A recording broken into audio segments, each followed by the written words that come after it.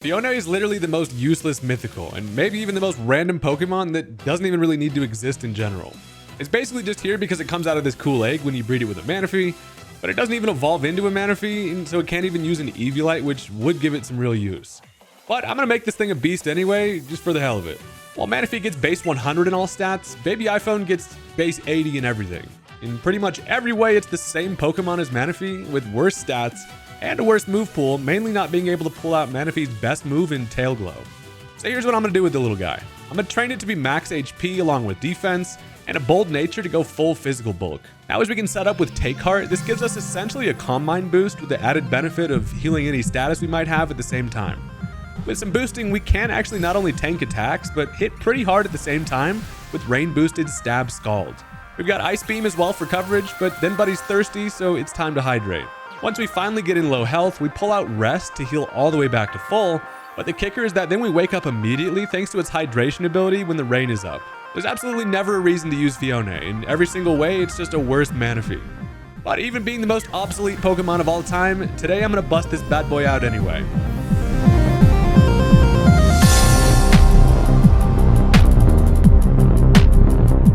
It's kind of funny that when a Pokemon has a stat of base 80, you're like, well, you know, well, that's not very good. The funny part is Fiona only has base 80s, and today we're going to see if we can get this bad boy to do anything. This thing literally exists for almost no reason other than to be a Diet Manaphy, which is honestly random as hell. But, you know, this is what we're all about over here. If this sounds like a fun time to you, go ahead and hit that subscribe button. It's free. It only takes you a second. You probably won't regret it. And with that, let's go ahead and jump into the first match.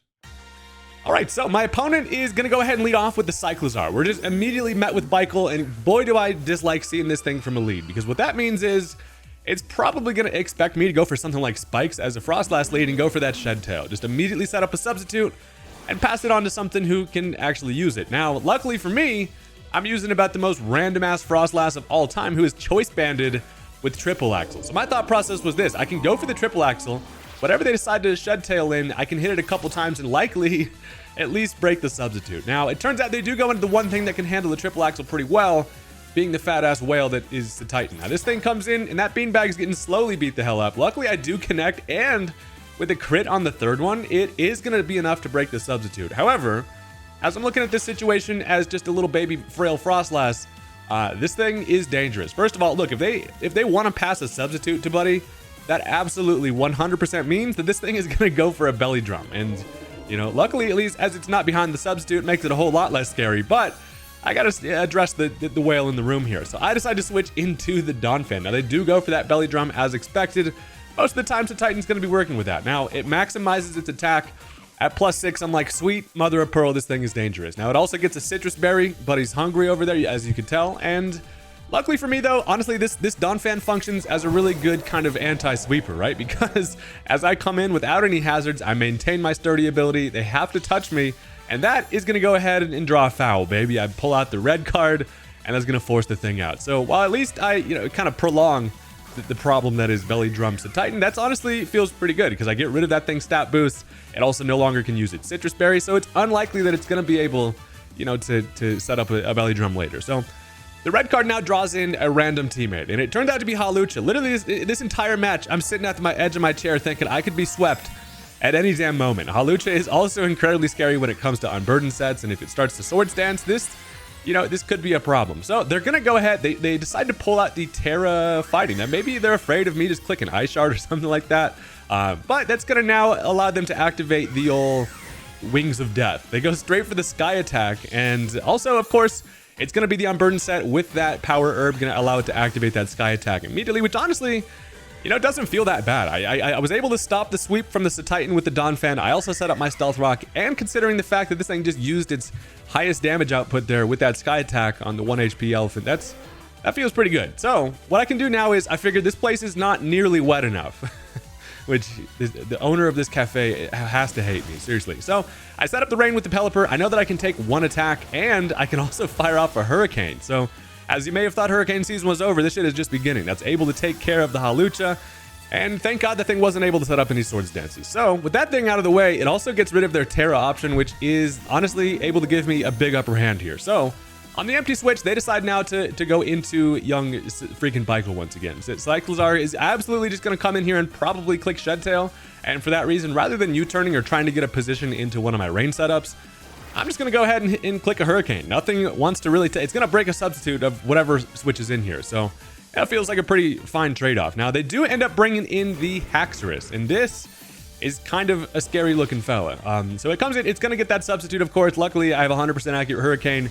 That's going to get rid of it. And now I have a decision to make, right? Not a whole lot that I have wants to switch into like whatever base 147 attack this thing wants to go for. Haxorus has such an insane attack stat that I feel like people forget about. Now, they are just going to go ahead and click the Dragon Claw here. That does take care of Pelipper. And just like that, I no longer have a reliable way to set up rain, which it feels like, you know, I should probably try to get this going expeditiously. So I figure one thing I can do is, look, Fione, or I don't know how the hell you pronounce this thing's name, but it's iPhone to me. I bring in the iPhone. Now, I'm max defense. I'm literally plus defense nature, max HP, max defense. So as they go for that Dragon Claw, we did see it was Life Orb. It does just about half. And that is a little frightening. Now, here's the thing. I felt like I can take 2 of them. So that allows me to go for the Take Heart. And they're probably confused as hell about what this Fione is about to do. So after some leftovers recovery, it's feeling like I should be able to take one more attack from the thing. I know that they cannot go for a Terra Steel, so I can click an Ice Beam here. And while I do get my ass sliced and diced up by that Dragon Claw, we are able to hang on just barely. And then I started beaming, baby. We get the Ice Beam off. That's going to take care of the Haxorus. So slowly but surely, we're getting rid of the scariest possible sweepers. Now, looking at what they've got left, I'm thinking to myself, if I could get a rest off and take advantage of the rain that's still up, boy, would that be satisfying. Now, as they go to Titan here, the one thing about Titan is it's going to be slower than me. So as they end up going for the priority in Ice Shard, but he is not familiar with my base 80 defense, baby. I'm able to live it just barely. They probably thought they could just pick me off with that. Nope. Now I can go ahead and take a little nap. And you already know what that means. With the rain still up, I get all the way to full HP. Hydration wakes my ass up. And that's got to be one of the most satisfying feelings as a Pokemon. Nothing like just waking up to the sweet feeling of the rain. And also, after that rest, they decide to just dip. They're like, you know, I do not want to play games with this little Smurf bastard. And honestly, respectable. The Fione comes in clutch with the hydration there. And that's just a little appetizer to bring us into the next game here. Look, if you've stuck around this far into the video, I was also going to say, hey, thanks for clicking that like button, but I noticed you haven't clicked it yet. So go ahead and do me a solid and smash that like button like the cool YouTubers are asking for. And that's now going to bring us into game number 2, which is also a really interesting one. So let's do it. All right, so the plan remains the same. I've got a shitty mythical and a dream, baby, and we're going to see if we can get this thing going. It's actually not that bad. Fione, while it's, you know, definitely just, there's no reason to use it. It still can pop off. So I decided to lead off with the Prostitute again because I'm thinking, honestly, this Frostlass lead is actually kind of fun. Everybody expects something like Taunt or Spikes or something like that. As they go in DD, I'm like, you know what? Croissant Ears over here is going to be up to no good. So I decided to go for the switcheroo. I'm like, you can have this. And as I get a choice Specs, I give them the choice band. We're just trading choices out here. And sadly, they could just click the Expanding Force, and that's going to knock me out. So, well, you know, that's actually good because a choice Specs Expanding Force would have been entirely too scary for my squad. I don't even think Pelipper could live that. So luckily, as I gave it a choice band, first of all, we know that it's just going to click Expanding Force. I decide might as well get the rain going here. And honestly, the U-turn chip might just do what I need here. So as they go Expanding Force, that nearly knocks my ass out. The bill is not quite thick enough to, you know, take that well. But luckily, I do live. Allows me to go for the U-turn so I can send this baby back in and potentially get some drizzle back up later. But as I get that U-turn chip, I'm thinking, all right, there's basically one thing that needs to happen here. Is the only thing I can really outspeed it with is going to be freaking Lumineon, which is absolutely, you know, you're in the trenches. So I go into the Swift Swim Lumineon here, baby, and I'm just going to start firing off pumps. You know, there's not really much else that can really help me out here. Now, luckily for me, they do switch. I was honestly looking at it there. A Hydro Pump boosted rain damage there. It would have been really close to be able to knock out the Indeedee.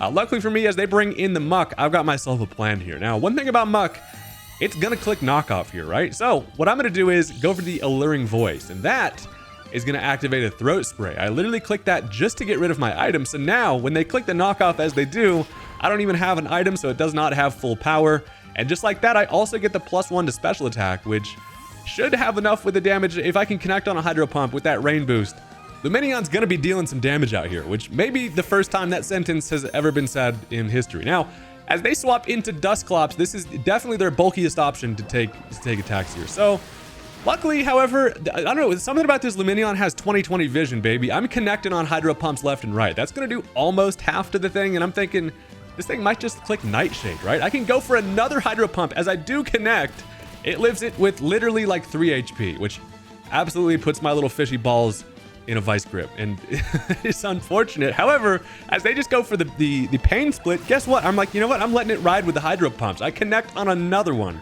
and that is absolutely diabolical work from the Lumineon. We're able to take care of the Dusclops, which is amazing. And while we've got at least a little chunk of health left, we're going to take this fish all the way. I can just go for another Hydro Pump as Muck comes back in. I connect on another one somehow, which is...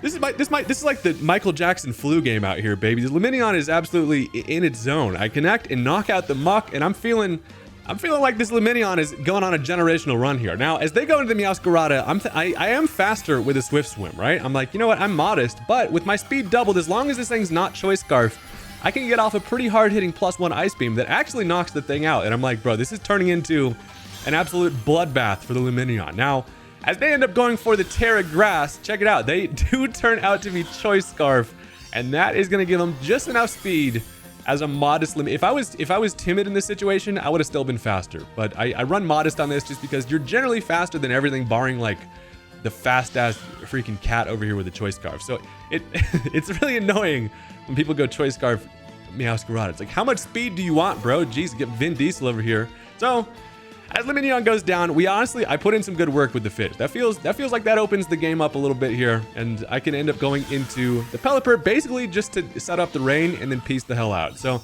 they do is go for another flower trick here. That's going to take care of young Toilet Bird, and that's fine because as I'm looking at it now, honestly, Choice Scarf Meowscarada is a pretty big checkmate to the squad here. Now, while I do have a Regidrago who can take an attack, I have a better idea. I'm going to go right into the Phione, the iPhone, the Fione, whatever the hell this thing is. I'm going into it because I have Terra Grass, and I've said it before, with max defense, even with just base 80, if you go max defense and HP, with that Terra Flower, I can go ahead, and being a grass type, I can take a flower trick all day long out here, even with that guaranteed crit. So they are going to go for it. Of course, it is unfortunate that they're, Terra boosted, and it's just going to do more than I would like, but it turns out I was unfamiliar with Fione's game, baby. That does absolutely nothing, but honestly, just heals me. And now it is Take Heart time, baby. I can go for that free special attack boost. Honestly, basically just a calm mind with the built-in effect of Heal Bell in there. So I get to nice little +1 special attack and special defense again at max defense. With that plus to special defense, I'm honestly feeling pretty damn bulky out here. And at this point, I know that they're surely going to switch out, right? There's no reason that they stay in. So as I don't really need to go for the Ice Beam, my best bet is to go for the Stab Scald with that Rain boost. I just reset the Rain with Pelipper, so we're feeling moist out here, boys. Now, as they bring in Indeedee, check this out. Absolutely melt his ass with some hot water. That is going to be able to take care of it, and that is quite clutch. Now, while I'm not fast, I'm definitely going to have to take some attacks here, but that's kind of the idea with this guy. I can also just fully heal myself with the rest if things get a little hairy, so we're going to see what they want to do here. Now, as they swap back into Meowscarada, that's just because Buddy's rocking the scarf, right? I'm thinking to myself, it probably goes for either a U-turn or a triple axle. I decided to expect the U-turn, thinking no way they have the triple axle, right? Luckily for me, they do click the U-turn, and as I go for the Scald on the switch, freaking Fione is just surprising with damage out here because now they're forced to go into the Wheezing, who's basically their best option to take an attack. And young Doug Dimmadome, owner of the Dimsdale Dimmadome, does not take that nicely, dude. That's gonna go ahead. Nothing like a little water right to the hat. Just ruin Buddy's brim, and the Scald is gonna be an easy 2-hit KO. We also get the burn just to basically be a little extra salt in the wound. And as I joked about it earlier, this is the scariest Rain team of all time when you know your threats are Lumineon and Fione. But it seems to be working out for me quite a bit in this match specifically. So I can finish this thing off with a Scald. There's no way they can really afford to switch into anything. And the fun part about this is I have not even revealed the Ice Beam yet. I've just literally been mashing Scald. So as their final two mons are going to be the Garchomp along with the Meowscarada, the best part about the Garchomp is I'm bulky and grass type at this moment in time. They cannot likely grab a kill here unless this thing's like choice banded with the Dragon Claw. So as I end up going for the Ice Beam, check it out, I end up outspeeding, which is physically not possible. So what that tells me is that thing tried to go for the negative priority Dragon Tail just to swap me out.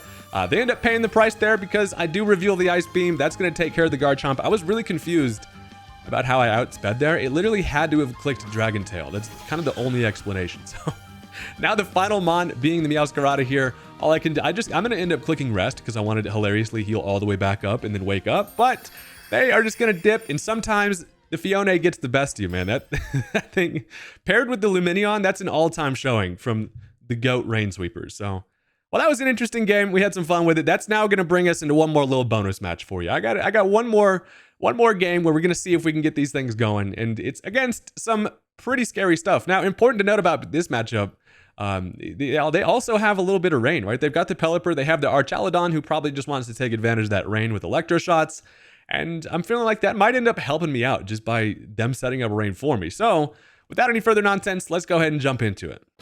So as you're sitting there at your desk with your lunch, thinking to yourself, boy, do I hope that this match is a little more dry. I have bad news for you. It is not. They do lead off with the Pelipper, and that's immediately going to go ahead and make it rain on these hoes. So as I am, of course, going to still lead with the Frostlass, I'm thinking, you know what? I can just click a triple axle here, right? There's really not a scenario where this thing knocks me out, I don't think. And maybe they just click a U-turn. Regardless, dude, I'm going for a choice banded triple axle, dude. Sometimes, while I would like to switcheroo things, sometimes you got to just keep the band for yourself. Now, as I connect on the first one with a critical hit, that tells me that I've got a shot to knock the thing out.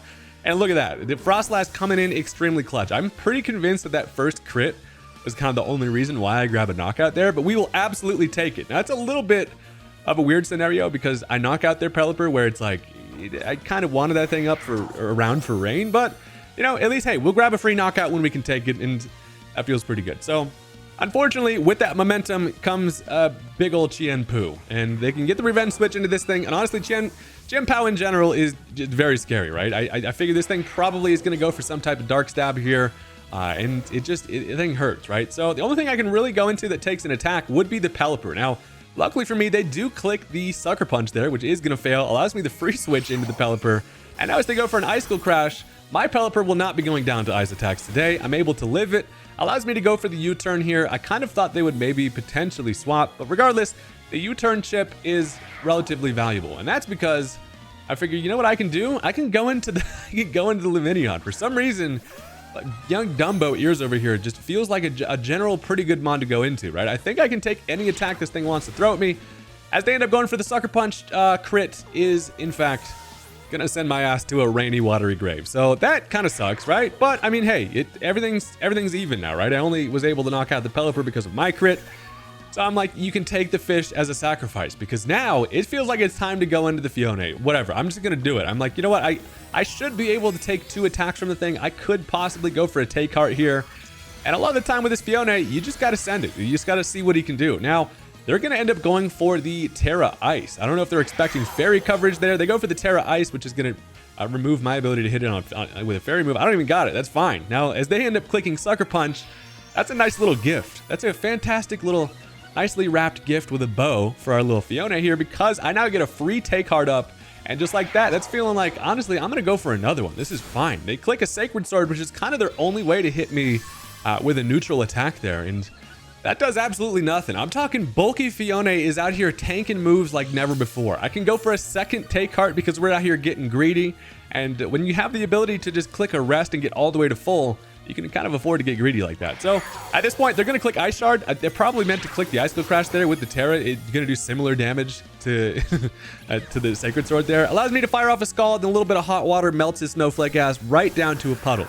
And that is pretty damn satisfying, because now we end the matchup pretty healthy. We have 2 take hearts at this point. My special defense is doubled. I'm already invested in full physical defense, and now with my special attack being doubled as well, we can hit pretty damn hard, especially with rain boosted Scalds. So we get to see whatever they want to go into here, and it turns out to be the Amoonguss. Now, funny part about Amoonguss is while I have the Ice Beam coverage, it's probably not going to be able to knock this bulky asshole out. But I'm kind of hoping that they end up going for Spore, right? Because if they Spore me, I just wake up due to hydration. Now, I go for the Ice Beam, doesn't quite knock it out, and they play right into my plan. They do click the Spore, and I'm rubbing my little Fiona hands together thinking this is satisfying. Watch this. I'm going to wake up. But the rain actually goes away. That is a massive kick right to the nuts. I was like, dude, really? The rain went away on the turn? on the same turn I went to sleep. That, you know, that sucks. But at this point, I'm like, you know what? If they can, I can live a couple Giga Drains, right? I have 2 take cards. Now, they are going to go for that Giga Drain. That doesn't do very much at all. That's quite satisfying. The problem is I'm a little bit on a timer here in terms of I can't take a whole lot of them. I can no longer rest myself back to full with the ability to just wake up immediately. So I'm kind of like, you know, the best thing I can do here is try to just wake up, finish this thing off with an Ice Beam, and then end up still relatively healthy enough to maybe still cause a little bit of a problem here as a little blue fella. So I do wake up, which is sick as hell because now I can go for an Ice Beam. That is going to finish off the Amoonguss. And boy, would it have been very satisfying had I gotten that hydration off on that Spore. But, you know, sometimes they take the rain away just one turn too early. So luckily, though, with that wake up, that puts me in a great spot. After leftover recovery, we're feeling healthy. I'm blue. I'm blue. Dabba-dee, dabba-die. And now we have ourselves an interesting matchup here. As they go Archaludon, one thing about Archaludon, this is surely on their rain team gonna click an Electro Shot here. It's really the only thing they can honestly go for. So knowing that that's likely what they click, your boy's gonna bust out the freaking flower. I can go for that Terra Grass, and again with 2 take hearts, we're gonna be able to not only take an attack nicely, but considering the fact that they're gonna go for an Electro Shot here, they're not gonna be able to get it off immediately. So without any rain, they do go for that Electro Shot. It is gonna give them the special attack boost, but then they're gonna be able to go for it on the next turn, and then they're kind of just a sitting duck at this point because check it out. That Ice Beam is going to do just over half with my special attack doubled, which is quite satisfying. Gives me another turn to just take a little bite of the old apple, and all they can really do at this point in time is sit and watch this Electro Shot now get a resisted hit, and that does nothing, dude. This Fione is able to eat that up for breakfast. I can then fire off another Ice Beam. That's going to take care of the big-ass staple remover building guy, and boy, is that pretty satisfying. I was really hoping that it wasn't going to be the white herb there to get that off the power herb to get it off immediately. Luckily it wasn't, and we're out here just claiming lives as the most random ass mythical freaking ever. So funny part is now as they go into the Gliscor, I'm not afraid of Gliscor really, right? This thing can't hit earthquakes. It can't really, moral of the story is I don't think this Gliscor can really do much to me. So as they end up going for the protect turn 1, I just click a Scald because I'm like, it would be hilarious if I go for a Scald and maybe it doesn't kill it, but if I get a burn, that would be fun before it gets a Toxic Orb. But sadly, as they protect, they're just going to stall out the turn, as is what Gliscors do, man. You may not like it, but this is peak gameplay as Gliscor enjoyers. You go for the protect, then as they click a substitute, that is honestly great. That's fine to see, because now that means half of their moveset is substitute and protect, so likely they probably have knockoff and earthquake, if I'd have to imagine. And the best thing they can do is essentially just hit me with a knockoff, right? And I'm like, you go for it, dude. I'm out here, there's hardly any apple left on this damn core, and that's fine. I'm still healthy enough to the point where this Gliscor is absolutely not a problem. They also cannot Terra out of the fact that I can just Ice Beam the hell out of them. So it's finally time to just click an Ice Beam. But they're like, I'm not actually ready to I'm not actually not ready to die yet. They're gonna go for that protect. Just basically just to be a Gliscor enjoyer, I guess. Now, as the shenanigans appear to be coming to an end, it cannot go for, I mean, they can substitute, I guess, if they want, but really, all that's going to let me do is just heal more with my leftovers. So I'm like, I'm just going to spam some more Ice Beams, and eventually, Mr. Big Meaty Claws, you will suffer a big icy beam of death, and I'm just going to continue to mash it. Turns out, they do go for the knockoff this turn. That's their best way of dealing damage. That does nothing. We absolutely eat that for breakfast. Does get rid of my leftovers, so we're not going to be eating that for breakfast anymore. However, I can get the Ice Beam off. That's going to take care of the Gliscor. Very satisfying to see that thing go down before it's able to be too annoying. It could have also gone for maybe Toxic. I was planning on having the hilarious fact that I could go for a take heart. It does remove our status. That would have been pretty nice. So their final mon is going to be Dragonite. Now, here's the thing about Dragonite as the final mon. The game is far from over when this bastard is around, dude. It can go for a Dragon Dance here. And of course, since this thing has its Marvel Scale, I decided an Ice Beam wasn't going to knock it out. So my best play is to go for a Scald. Now, that's going to, first of all, break its multi-scale. It's also going to roll for a chance for a burn. Sadly, as I don't get it, that is not great. But at this point, as they go for the Roost, that's going to put it back into multi-scale. I don't know if I said Marvel Scale earlier or multi-scale. I get the two confused. But unfortunately, with the multi-scale, an Ice Beam isn't even going to do half, which is crazy. Plus, what's worse is since it went for that Roost turn, it lost its flying typing, but it also now activates a weakness policy. And I'm like, what the hell is Buddy cooking? It now is at +3 attack. They go for the extreme speed, and somehow, by the absolute grace of God, Fione is able to live that. I have absolutely no idea if Buddy's just invested more in bulk than attack or what, but I live that with 3, and that is going to give us a little twirl for the W, dude. That was probably the craziest possible ending. And honestly, I and you probably should be a Fiona believer at this point. This thing is crazy. Didn't get a whole lot of hydration stuff going, but it's just an absolute monster. Take Heart is a move that I always forget about. Who needs Tail Glow when you can use Take Heart? Our bulky goat over here. Thank you guys very much for watching. Hopefully you did enjoy. If you did, make sure to leave a comment and leave a like if you can, and I will see you guys next time. Peace out.